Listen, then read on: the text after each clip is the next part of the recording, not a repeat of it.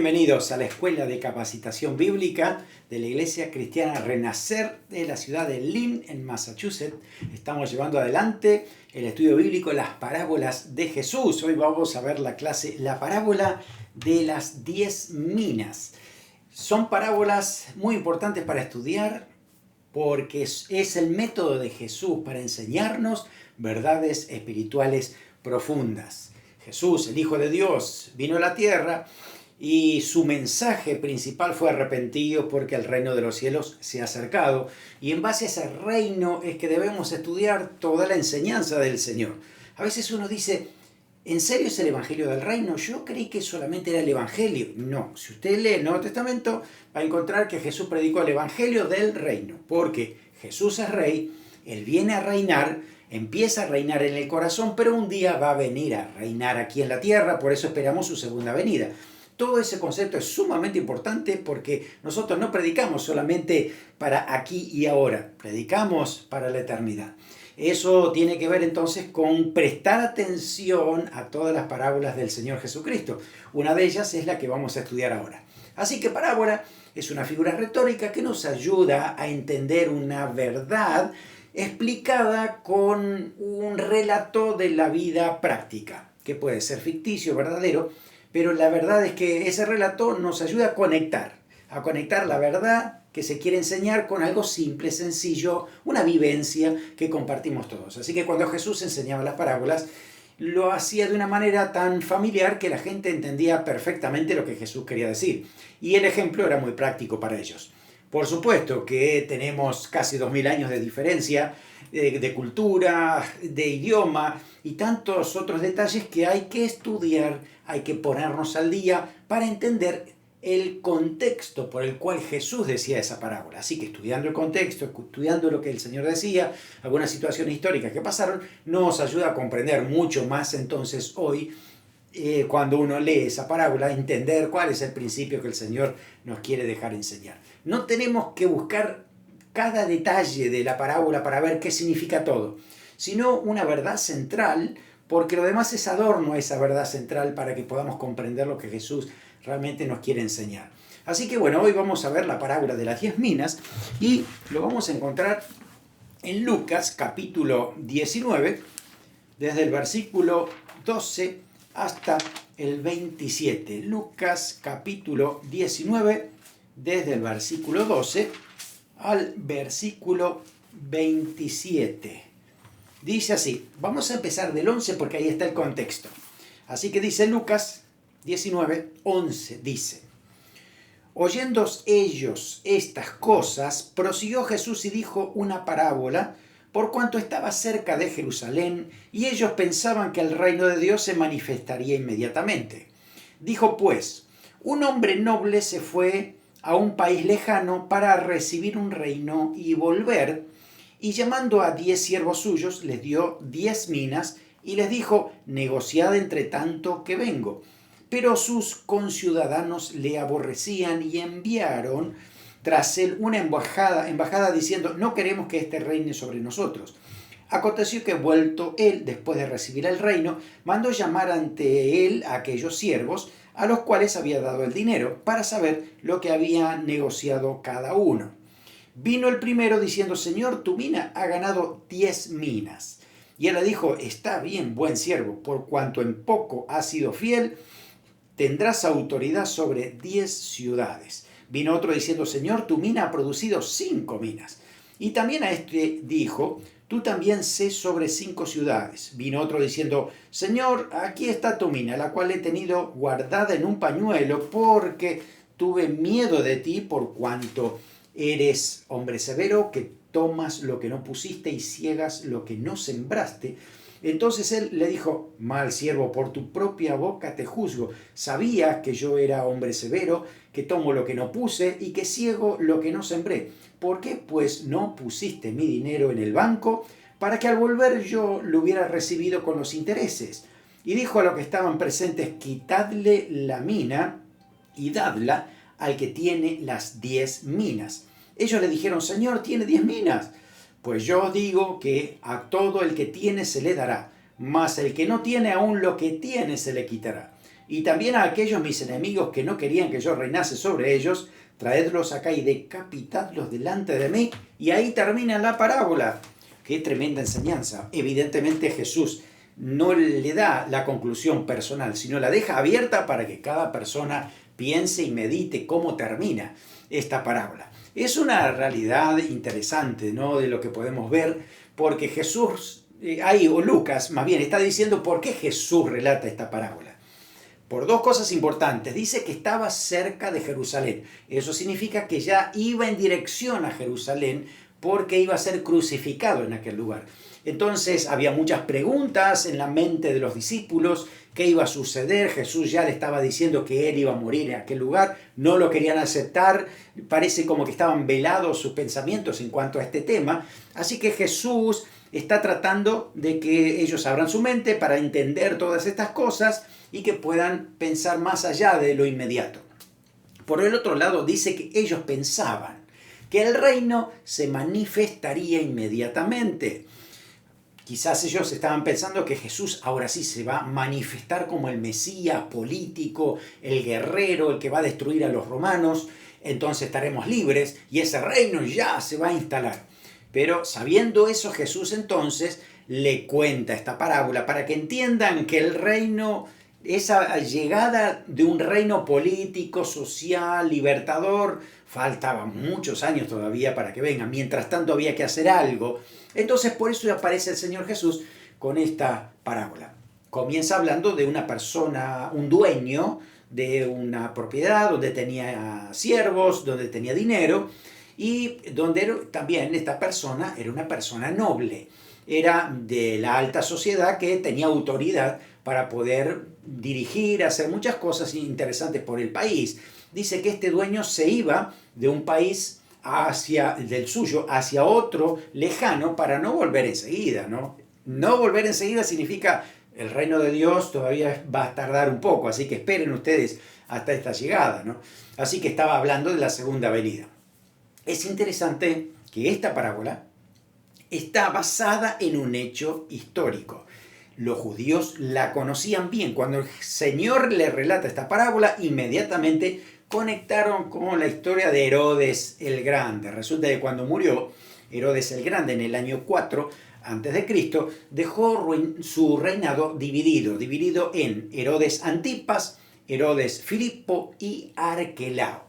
Resulta que este Arquelao, ¿no?, lo que hizo él era que él quería ser confirmado entonces por los romanos para tener su autoridad en ese lugar.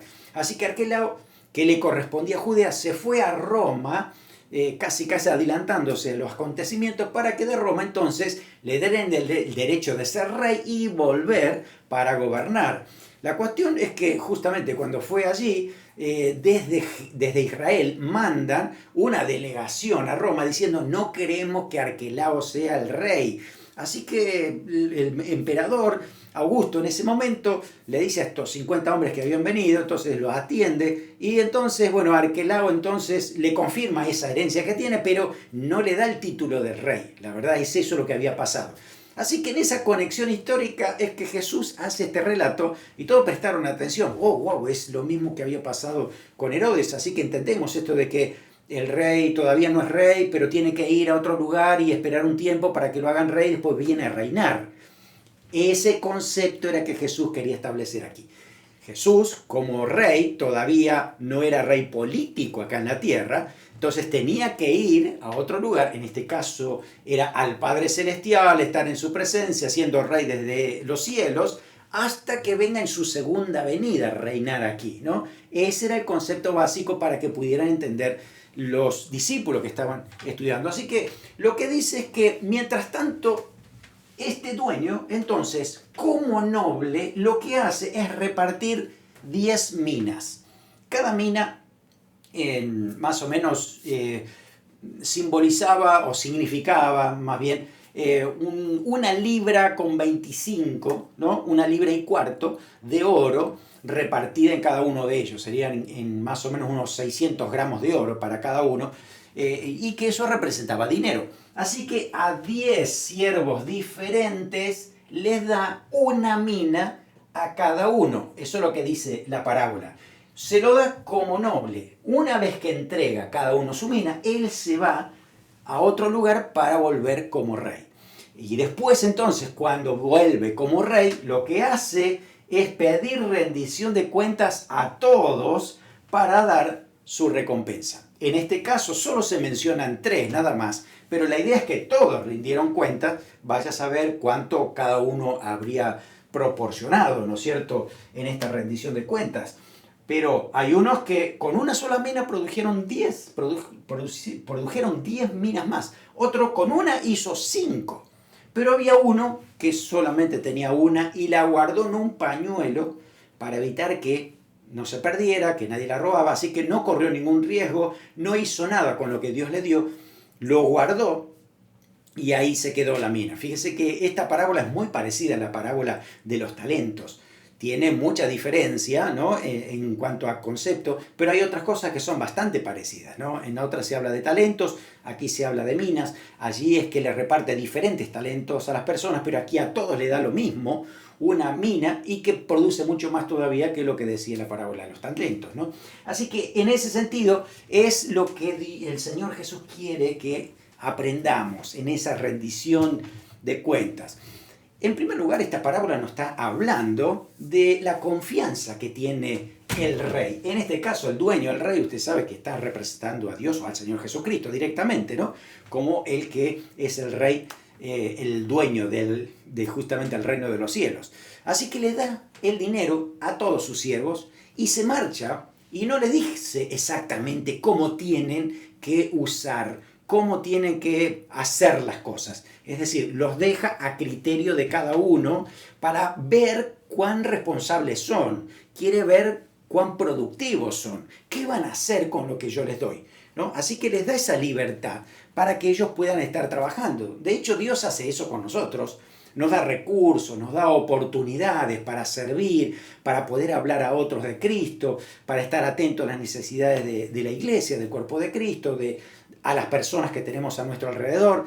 Nos deja a nuestro criterio ese uso y esa responsabilidad de los recursos y oportunidades. ¿Qué hacemos con eso? Entonces el punto es, si el Señor me ha dado, a todos por igual nos ha dado una mina, en ese sentido todos tenemos recursos y responsabilidades y oportunidades también que el Señor da para usarlas, entonces ¿qué estamos haciendo con eso? Ese es el llamado de atención para nosotros. Así que el viaje de este noble era necesario para que se pueda evidenciar la destreza, la fidelidad de los trabajadores, mientras entonces él vuelve como rey. En ese tiempo, así que ha pasado bastante tiempo y a todos nosotros, todos somos siervos del Señor y a todos se nos ha dado simbólicamente una mina, en el sentido de que todos tenemos dones, talentos, oportunidades para poder ser usados para el Señor. El Señor nos da esa confianza de que nosotros hagamos algo con todo lo que el Señor nos ha dado. Lo peor que podríamos hacer es guardarlo, es preservarlo, es no hacer nada, no correr riesgo, no tener fe. Ay, no, yo no me animo. No. Entonces, esto es lo que uno debería evitar, por lo que nos está hablando aquí. Así que en segundo lugar también aprendemos aquí que, bueno, nos habla de que hay una prueba que el rey quiere ver en sus siervos. Quiere ver, a ver cómo se mueven, cómo se manejan, esa confianza. Entonces es una prueba para que ver a ver si estos siervos son dignos de confianza, son dignos de fiar en cosas pequeñas. Solamente le da una mina. Podría haber dado mucho más, pero vamos a empezar con esto, que esto sí lo puedes hacer. Tú puedes manejar este dinero, puedes ser responsable para que esto produzca. A ver cómo te va a ti. Esa es la idea, ¿no? Así que en sentido práctico para nosotros es que en todos esos deberes rutinarios y estas cosas que hacemos diariamente, los contactos permanentes, ¿no?, en momentos difíciles, cómo actuamos, cuando tenemos que presentarnos frente a un desafío, cómo va nuestra fe puesta en acción en ese momento. Todo eso tiene que ver, esa puesta de prueba para nosotros en que debemos manifestar esa confianza que el Señor nos ha dado, ¿no? Bueno, el Señor Jesús ha sido ejemplo de esto. Él mismo estuvo 30 años primero con su familia, Aparentemente su padre muere cuando él era niño adolescente, así que se tenía que hacer cargo un poco de la familia, así que lo hizo hasta los 30 años, una vez que sus hermanos ya estaban grandes y podían mantener ellos también a la familia, y a partir de ahí es que empieza el ministerio. Fíjese que se tomó el tiempo el Señor también para hacer las cosas correctamente. En esta parábola también nos habla de la recompensa del rey. Dios sabe que nos ha entregado todo esto y como Él es tan bueno, no es simplemente nuestro deber de hacerlo y punto. Dios quiere bendecirnos y recompensarnos por aquello que nosotros vamos a hacer para Él. La verdad es que, bueno, no es la idea de que una vez que cumplimos con nuestra parte, no hemos desarrollado, multiplicado la mina aquí en la tierra, sí, ya estamos tranquilos y el cielo va a ser estar tirado en una nube mirando los pajaritos, ¿no? Y sin hacer nada. No, la verdad es que no, el cielo no está lleno de perezosos. La verdad es que el cielo más bien es un lugar donde damos gloria a Dios, honramos a Dios. Va a haber trabajo, pero sano, trabajo que no implica sacrificio, que no implica el tener que sudar, el tener que molestarse por ciertas situaciones, porque eso no va a existir, ¿no? Pero el trabajo va a ser agradable, uno le va a encantar desarrollar todos los dones y lo que el Señor haya puesto, no solamente como lo podríamos hacer aquí, que deberíamos hacerlo así, sino también en la eternidad, en el tiempo donde el Señor dice, ustedes van a gobernar conmigo. Dijo eso el Señor Jesús, ¿no? Fíjese que no le dio a estos siervos, cada uno después que lo pudieron multiplicar en 10 o en 5, no le dio un sillón, de eso que se llama, ¿no? Lazy boys para que descansen. Le da más trabajo. Al que tuvo 10, fíjese, ¿no? Hay uno que justamente produce, con una mina la hizo por 10, otro hizo una por 5. Y el problema que uno por 0 no hizo nada, entonces se le quita lo que tiene. Pero uno hizo 10, otro 5. Eso significa que hay algunos que desarrollaron mejor lo que Dios les da porque aprovechan muy bien las oportunidades. No le tienen temor al desafío, avanzan y le dan mayor gloria a Dios, ¿no es cierto? Entonces la idea es que el que más tiene, pues más se le va a dar. Y es una bendición, ¿no? Es el mayor cumplido para un buen trabajador, darle más trabajo diciendo, tú lo haces muy bien, así que te vas a encargar de esto también. Así que esa era la idea, ¿no? De que ellos puedan, estos siervos usaran muy bien el dinero que le había dado su Señor. Fíjense que el interés central de esta parábola se halla en la rendición de cuentas, donde todos vamos a pasar por ese lugar. No nos vamos a saltear ese momento. Aunque uno diga, no, pero yo tenía una mina que la guardé, vas a tener que pasar igual y vas a tener que dar explicación de por qué no hiciste nada con lo que el Señor te ha dado. Así que lo central aquí es el siervo negligente que se guardó esta mina y no quiso correr riesgos, ¿no? Entonces, por eso, recordemos, a todos los creyentes el Señor nos ha dado recursos físicos, emocionales, espirituales, o materiales, para que podamos usarlo, ¿no? Acá el siervo negligente representa a aquellos que tienen mucho de Dios, que tienen palabras, pero son teóricos, no hacen nada en la práctica, ¿no? Y pueden tener muchas oportunidades de servir y ayudar a los demás, pero no lo hacen. Entonces es un gran problema porque están siendo parte de esos siervos negligentes que serán disciplinados, ¿no? Por el Señor. Así que aprendemos que Dios nos da oportunidades a todos. Y la verdad es que cada uno tenía una mina aquí. Nadie tenía media mina o 5 minas. Cada uno tenía una. Eso significa que Dios a todos nos da oportunidades. A todos nos da recursos para que lo usemos para su gloria. También nos da habilidades, talentos, ¿no? Nos da dones. De esa manera uno puede servir al Señor con mucha alegría, con mucho gozo. Nos dice que también la recompensa por un trabajo bien hecho es más trabajo para hacer para su gloria. Y un siervo del Señor se tiene que gozar trabajando. No es que alguno dice, no, yo en esta vida lo máximo que aspiro es poder jubilarme a los 50 y después ya no hacer nada. En serio, para el Señor, Dios no quiere hijos así. Dios quiere hijos que, claro, en un momento acá físicamente se van a tener que jubilar, pero que tengan el deseo de darle a Dios lo mejor siempre. Y aun cuando te jubiles, ¿qué vas a hacer con tu vida? Sirve al Señor, sigue bendiciendo al Señor, sigue honrando a Dios con todo lo que estás haciendo. aún en oración, aún en una llamada por teléfono. A veces no son las grandes obras que humanamente podemos decir, sino aquello que Dios nos está llamando en este tiempo, en esta etapa, para poder hacerlo para su gloria. No seamos negligentes sin hacer nada. Dios quiere que nosotros podamos usarlo. Es preferible usarlo con el riesgo de perderlo a que quedarnos sin usar. Y la pregunta es, ¿por qué muchos guardan la mina? ¿No? ¿Por qué muchos guardan lo que Dios les da? ¿Por qué no lo hacen? Muchas veces es por incredulidad. No tienen fe, no quieren un desafío porque creen que les va a ir mal, creen que esto no va a funcionar. Así que frente a esa falta de fe, pues ahí se queda y no hacen nada. Otros, por orgullo, son independientes, autosuficientes, ellos mismos creen que lo pueden hacer, así que no dependen de lo que Dios les pueda dar o no, los recursos piensan que son manejables. Muchas veces he escuchado esta frase: este dinero es mío, yo me lo gané con mi trabajo, así que hago lo que quiero. Ese es un problema para un cristiano, porque uno sabe que todo lo recibimos de Dios. Dios es el dueño y yo tengo que administrarlo de acuerdo a lo que Dios me dice. Tengo que aprender a ver cómo manejar estos recursos. Y si yo tengo ese sentir egoísta, entonces nunca voy a correr riesgo, no voy a poder darle a Dios lo mejor de lo que Él me ha dado. Muchos otros lo hacen por miedo. Miedo a qué van a decir, miedo a que si fracaso, qué va a pasar, y si no es de Dios, entonces el miedo los detiene y los ataca. Otros puede ser por vergüenza a que las cosas no salgan como a todo el mundo le gustaría, vergüenza pasar esos papelones que decimos nosotros, ¿no? O esas situaciones desagradables. Otros tal vez por ignorancia: no, yo no quiero saber, yo me quedo así, ¿no? Y así es como estoy, yo simplemente escucho y nada más, pero no quiero participar. Otros tal vez por rebeldía: no, yo con Dios no quiero que Dios haga lo que Él quiere, que Dios me bendiga, pero yo hacer cosas por Dios no, es Dios el que tiene que hacer cosas por mí. ¡Qué error! Porque la Biblia dice que nosotros hemos sido formados para ser instrumentos de su gloria. Nosotros somos los que debemos servir a Dios. No es que Dios nos tiene que servir a nosotros todos los días. Claro, Él nos bendice, Él contesta nuestras oraciones y es tan bueno con nosotros, pero no confundamos los papeles.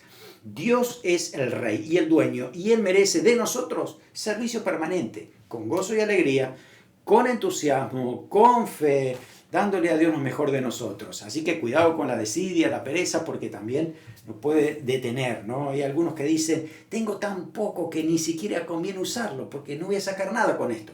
Y de pronto, eso justamente es lo que Dios le dio. Esa es la mina que representa para ustedes. Y hay que dársela al Señor, atreverse a ser usados. Algunos están minimizando su don o ministerio, donde el Señor los quiere usar. De repente es una llamada por teléfono. De repente es cocinarle a alguien. De repente es bendecirle a alguien de alguna u otra manera.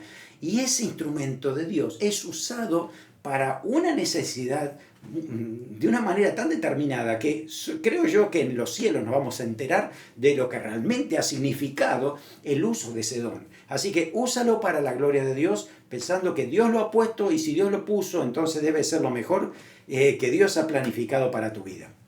Así que si tenemos una mina, cuanto más la ejercitamos, más habilidad tendremos para poder obtener otras. Fíjense que uno con una mina hizo 10 y otro con una hizo 5.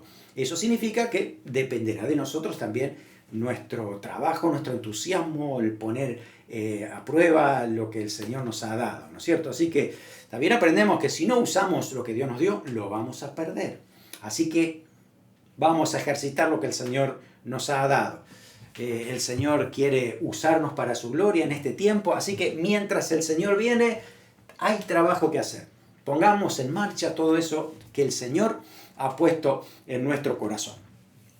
Por otro lado, también recordemos, aquí estamos hablando de un aspecto que es escatológico. Vamos a ponerlo aquí, con puntos suspensivos, porque a partir de aquí, cuando el Señor venga, ¿no es cierto?, todo esto será escatológico.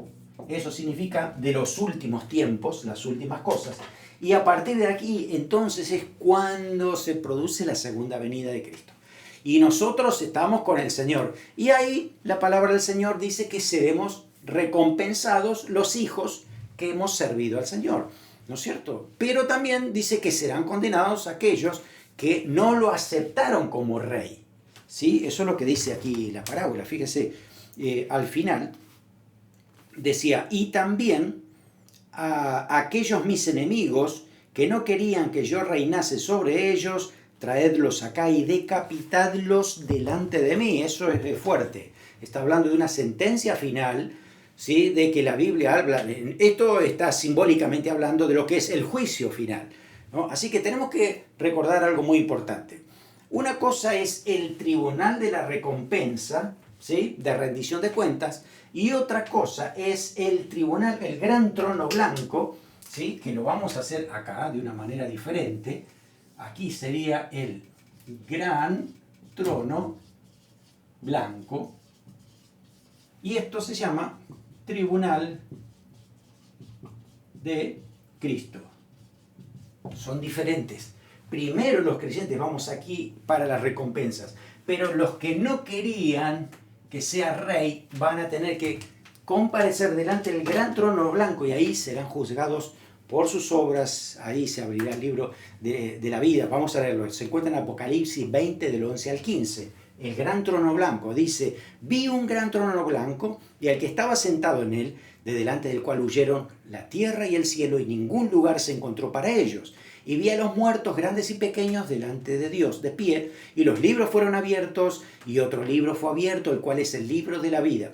Y fueron juzgados los muertos por las cosas que estaban escritas en los libros, según sus obras. Y el mar entregó los muertos que habían en él, la muerte y el Hades entregaron los muertos que habían en ellos, y fueron juzgados cada uno según sus obras, y la muerte y el Hades fueron lanzados al lago de fuego. Esta es la muerte segunda, y el que no se halló inscrito en el libro de la vida fue lanzado al lago de fuego. Cuando aquí dice que fueron juzgados según sus obras, no es que sus obras van a pagarle la salvación. No está diciendo a ver cómo fueron sus obras, porque sus obras lo condenan y van a tener que ir a justamente el lugar de condenación. Por eso dice, el que no se halló inscrito en el libro de la vida fue lanzado al lago de fuego. Así que por un lado están las recompensas para los creyentes, por el otro lado está el gran trono blanco. ¿Cuál es la recompensa? Ese tribunal de Cristo. Diferente, ¿no?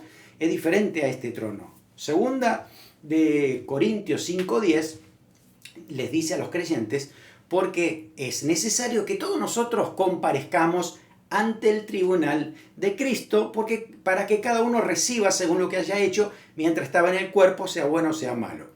No está hablando de salvación tampoco. No es que nuestras obras, ¿sí?, van a manifestar o van a pagar nuestra salvación. No, está hablando de que nuestras obras, lo que hayamos hecho con la mina que Dios nos ha dado, pues eso será recompensado según lo que hayamos hecho. En el caso puntual dice que, miren, preste atención de lo que dice aquí, ¿no? En la parábola, Jesús dice, al que produjo 10 minas, dice, tendrás autoridad sobre 10 ciudades. Es decir, en el tiempo escatológico tendrá autoridad sobre 10. Y el que tiene 5 sobre 5 ciudades. Si hubiera hecho uno por uno, aunque sea uno, lo hubiera multiplicado, tendría autoridad sobre una ciudad. La idea es que el Señor compartirá su gobierno y les dará mayor responsabilidad en lo que es el milenio, lo que es en la eternidad.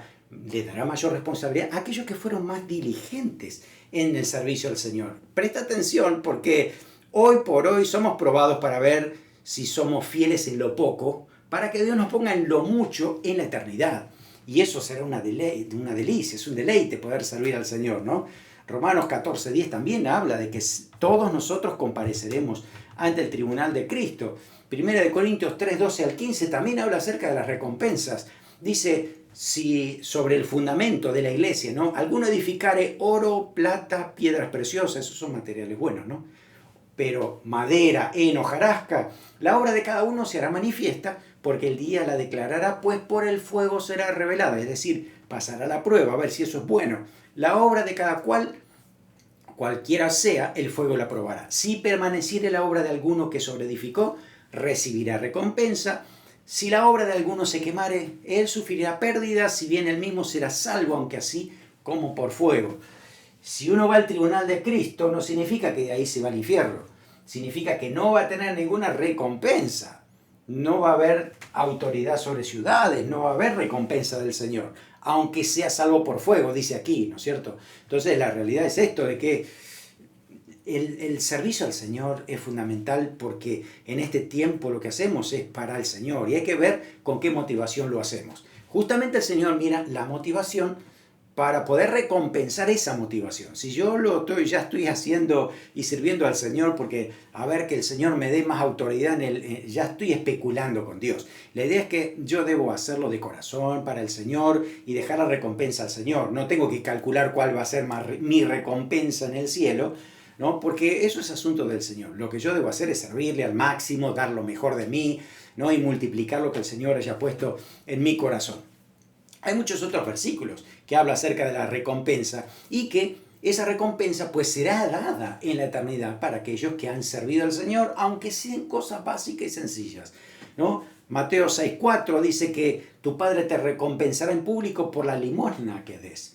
Mateo 6:6 por la oración que tú hagas, inclusive de intercesión por otros, te recompensará el Señor. Mateo 6:18 dice, cuando ayunas, el Señor te recompensará, ¿no?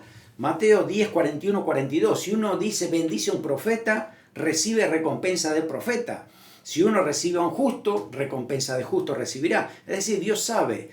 Inclusive dice, si le das a un pequeñito un vaso de agua fría, eso también tiene su recompensa, ¿no? ¿Y cuándo será la recompensa? Pues Lucas 14:14 dice, serás bienaventurado porque ellos no te pueden recompensar, pero se te será recompensado en la resurrección de los justos. Así, es aquí, de aquí en adelante, ¿no? Cuando venga el Señor Jesucristo. Así que tenemos que tener en cuenta, 1 Corintios 9:17, el apóstol Pablo dice que si yo hago las cosas para el Señor de buena voluntad, recompensa tendré. Pero si de mala voluntad, la comisión me ha sido encomendada. Es decir, la recompensa viene cuando lo hacemos de buena voluntad, lo hacemos con alegría. Colosenses 3:24 dice, sabiendo que del Señor recibiréis la recompensa de la herencia, porque a Cristo el Señor servís. Y hasta el Señor mismo dice en Mateo 22:12, he aquí yo vengo pronto y mi galardón, recompensa, conmigo para recompensar a cada uno según sea su obra. Así que veamos cuántas cosas que aprendemos con esta parábola, ¿no? En primer lugar, Dios nos ha bendecido con, entre comillas, minas o oportunidades, recursos que Dios nos ha dado para servirle. Debemos ponerlo en práctica, debemos poner en marcha lo que Dios haya puesto en nuestra vida. Dios también cuenta la fidelidad, el esfuerzo, la motivación, las intenciones de servir. Eso es lo que vale para el Señor. Cuán fiel soy en lo que Dios me ha puesto. También aprendemos que Dios recompensa con justicia a los que le sirven. Así que si yo sirvo con mayor intensidad que otro, Dios va a premiar más esa intensidad que al otro. Entonces Dios es justo y sabe cómo repartir sus recompensas en la eternidad. Pero también aprendemos que si no arriesgamos por fe lo que se nos ha dado, daremos cuenta al Señor delante de Dios por eso también. Así que debo actuar con fe y darle a Dios lo que el Señor me está diciendo. Tomar decisión y decir, bueno, creo en ti, Señor, pongo en marcha lo que tú me has dado. ¿Qué pasa con el negligente, el rebelde? Pues dice que tendrá su parte con los hipócritas, pues dice que algunos que no quieran saber nada del reino de Dios serán pasados por el gran trono blanco y a partir de ahí viene la condenación. Recordemos, todo es de Dios, Dios es dueño, Él reparte, nosotros somos mayordomos, así que debemos pedirle al Señor sabiduría para poder administrar correctamente todos los recursos que el Señor nos da. Nada es nuestro, todo es de Dios, recuerde eso. Así que nosotros obramos, actuamos y hasta le damos a Dios parte de lo que el Señor nos ha dado siempre, ¿no? Así que, bueno, ¿cuál es nuestra actitud frente a la venida del Señor? De pronto el Señor puede venir hoy y esto pasa ya a ser real para nosotros hoy mismo, si el Señor viene hoy. Así que todo esto está ahí, presente, latente, inmediatamente se puede cumplir de un día a otro. Así que, ¿cuál es nuestra actitud frente a la venida de Cristo? ¿Estamos usando todos esos recursos para la gloria del Señor? Dios quiere que lo usemos, Dios quiere que nos movilizamos para darle lo mejor al Señor. Así que recuerda que cómo termina esta parábola. Lucas 19:26 dice Jesús, pues yo os digo que todo aquel que tiene se le dará, mas al que no tiene, aún lo que tiene se le quitará. Así que si el Señor nos ha dado y nosotros producimos más, Dios puede darnos más porque tenemos puesto los recursos en marcha. Pero si uno no hace nada, lo ha aparcado, no quiere saber nada con darle a Dios lo mejor de nuestra vida, la verdad es que está desenfocado totalmente, obviamente no va a ser recompensado porque está enfocado en otra cosa, tal vez es el dinero, es el trabajo, es lo que se puede obtener en esta vida con éxito, popularidad y tantas otras cosas, ¿no? Pero si uno se enfoca en el Señor, la situación es diferente. Así que si el Señor te ha dado recursos, oportunidades para servirle, pon en marcha lo que el Señor te ha dado. Y deja que la recompensa sea del Señor. Tú dale al Señor lo mejor de tu vida a Él. Amén. Gracias, Padre, por tu palabra. Gracias por esta parábola que nos recuerda que tú vienes pronto. Mientras tanto, hay trabajo que hacer. Tú has puesto en nosotros habilidades, talentos, además nos das recursos, bendiciones y nos das oportunidades para poder servirte, para hablar a otros de ti, para ser útil para tu reino. Señor, que podamos aprovechar todo esto, poner en marcha lo que tú has puesto en nuestro corazón y darte gloria a ti con nuestros pensamientos, palabras, conductas, acciones, obras, lo que hagamos, que sea hecho con amor, con la mejor motivación que pudiéramos tener. Gracias, Señor, porque ahí estás prestos para ayudarnos, para guiarnos, para alentarnos. Y, Señor, gracias también porque nos has puesto en una iglesia donde podemos ayudarnos mutuamente unos a otros y ser útiles para la gloria de tu nombre. Oramos en el nombre de Jesús. Amén. Amén. Que el Señor te bendiga y pone en marcha todos esos recursos que el Señor te ha dado. Dios te bendiga.